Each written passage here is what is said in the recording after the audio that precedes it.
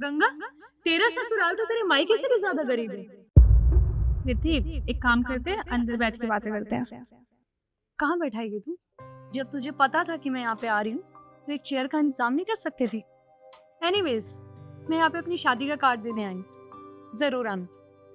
Congratulations, finally तेरी शादी हो रही है। मैं जरूर आऊंगी। आप दोनों दोस्त बात कीजिए, मैं पानी लेकर आती हूँ। ऐसे गंगा, तू पैदाइशी गरीब है और ससुराल तो ढंग का सिलेक्ट कर सकती थी ना तू। क्या खराबी है? और वैसे भी तो ये सब बातें क्यों कर रही है? ये सब छोड़ ना, कुछ और बातें करते हैं। कितने टाइम बाद मिले हैं हम। क्या बातें करेगी तू? ना तेरे पास कुछ है, ना तेरे पास रहने की कोई अच्छी जगह है। क्या बात करूं मैं तुझसे? हाँ, वैसे मुझे ना बहुत बुरा लग रहा है तेरे को देखकर कि तेरी ये हालत है। हाँ, तुझे याद है एक बार मैं एक ड्राइवर के साथ यहाँ पर आई थी।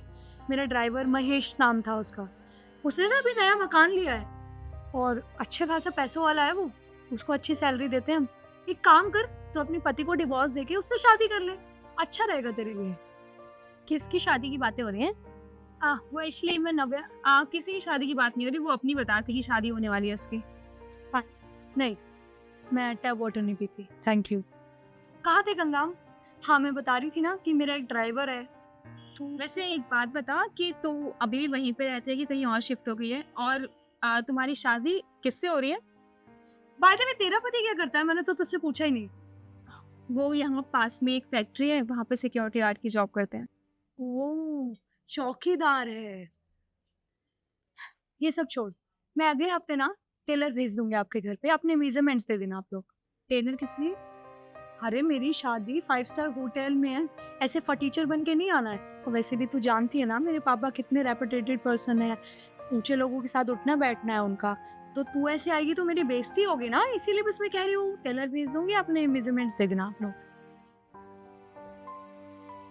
अरे आप आ गए?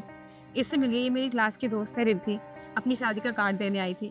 और रिद्धि, ये मेरे हाँ, पता है, एक चौकीदार है। वैसे गंगा, तुमने अपने दोस्त पे यहाँ बाहर क्यों खड़ा कर रखा है? इन्हें अंदर ले चलो, कुछ खिलाओ पिलाओ इनको।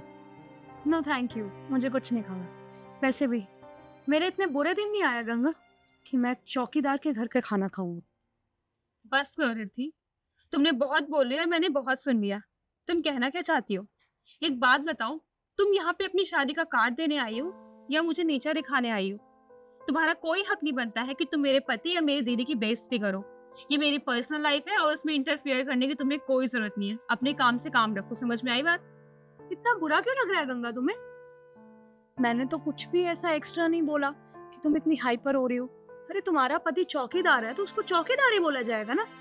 हाँ ऑब्वियसली, इसमें गलत भी क्या है? अब वो चौकीदारी करते हैं तो उन्हें तुम बोल सकती हो। कम से कम वो खुद कमा के खाते हैं, तुम्हारी तरह अपने घर पे बैठ के हराम की कमाई नहीं खाते हैं। और वैसे भी मैं तो पूछना भूल ही गई कि शादी में तुम्हारे जो पापा है नए वाले, वो भी आ रहे हैं कि बस तुम्हारे जो पुराने वाले पापा है वही आएंगे? क्योंकि तुम्हारी मम्मी का तो डाइवोर्स हो गया है ना, उनकी तो दूसरी शादी भी हो चुकी है। अपनी जबान संभाल कर बात कर।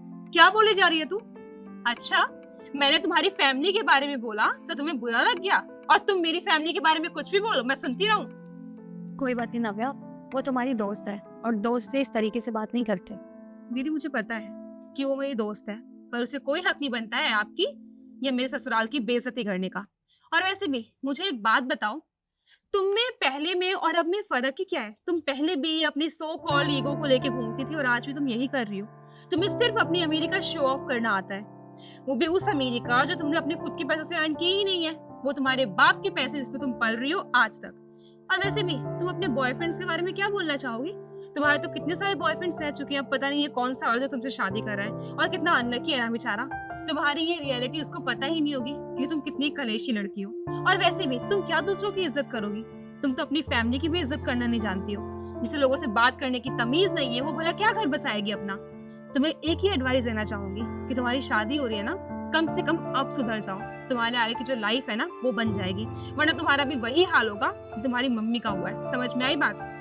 तू कुछ ज्यादा नहीं बोल रही है गंगा? तुम जैसे गरीब लोगों की ना यही प्रॉब्लम होती है। थोड़ा सा कुछ कह क्या दो, इमोशनल होने लग जाओगी। तेरे पास वैसे भी कुछ नहीं है, और अकड़ अकड़ तो मुझे इतनी दिखा रही है कि तू कितनी बड़े इंसान है ना? तुम अमीर लोगों की भी ना यही प्रॉब्लम होती है कि तुम्हें सिर्फ अपनी अमीरी का शो ऑफ करना आता है। और वैसे भी हम गरीब जरूर हैं, पर हमारी फैमिली एक साथ रहती है। इवन हम शाम को खाना भी एक साथ ही खाते हैं, पर हमारे पास बात करने के लिए लोग हैं। भले हमारा घर बहुत छोटा है, पर यहाँ पे हम बहुत खुशी खुशी रहते हैं।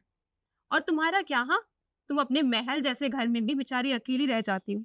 तुम्हारे पास कोई भी नहीं जिससे तुम बात कर सको। ऐसा कुछ भी नहीं है, आई समझ। मैं बिल्कुल ठीक हूँ और अपनी लाइफ में बहुत खुश हूँ, तो तुम्हें ज्ञान देने की कोई जरूरत नहीं है। आई होप कि तुम आगे भी ऐसे सही रहो। पर जो तुम्हारा ये रवैया है ना, इसके चलते ना तुम कभी अपनी लाइफ में कुछ भी अचीव नहीं कर सकती हो। और सबसे बड़ी बात, ये पकड़ो अपना कार्ड।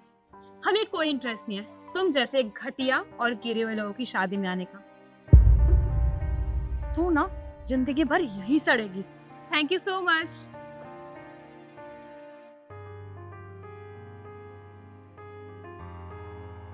आप एक काम कीजिए, कपड़े चेंज कर लीजिए, मैं लगाती हूँ खाना।